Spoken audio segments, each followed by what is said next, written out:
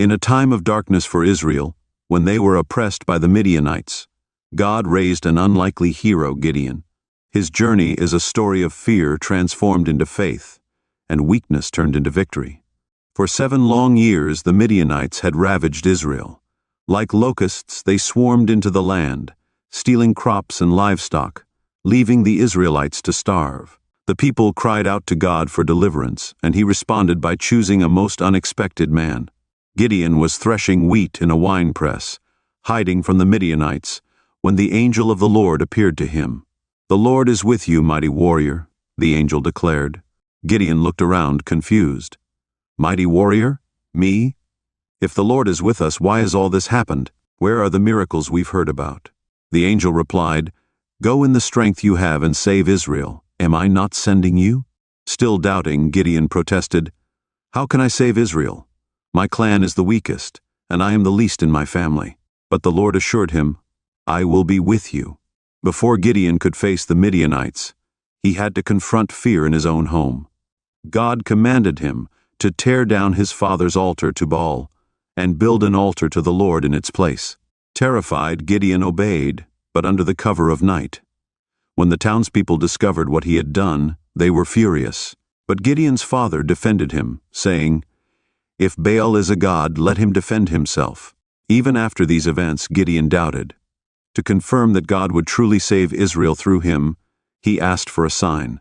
He laid a fleece on the ground and prayed that it would be wet with dew while the ground remained dry. God granted his request. Still uncertain, Gideon asked for the reverse the next night, the fleece dry and the ground wet. Again God answered, patiently confirming his promise.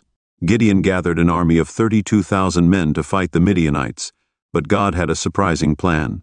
"You have too many men," he said. "If you win with this many, Israel might think they did it themselves." God instructed Gideon to send home anyone who was afraid. 22,000 men left. Then God further reduced the army, choosing only 300 men who drank water in a certain way. With this tiny, unlikely group, God promised victory. Under the cover of darkness, Gideon divided his 300 men into 3 groups. Armed not with swords, but with trumpets, empty jars, and torches, they surrounded the Midianite camp. At Gideon's signal, they blew their trumpets, smashed the jars, and shouted, "A sword for the Lord and for Gideon!" The Midianites, confused and terrified, turned on each other and fled. The Israelites pursued them, and the victory was complete. Gideon's transformation from a fearful farmer to a mighty warrior was a journey of learning to trust God. He doubted, questioned, and hesitated, but God patiently guided him, proving that his strength is made perfect in weakness. The story of Gideon reminds us that God doesn't call the qualified, he qualifies the called. No matter how small or inadequate you feel, God can use you to accomplish great things when you trust him. So like Gideon, step out in faith.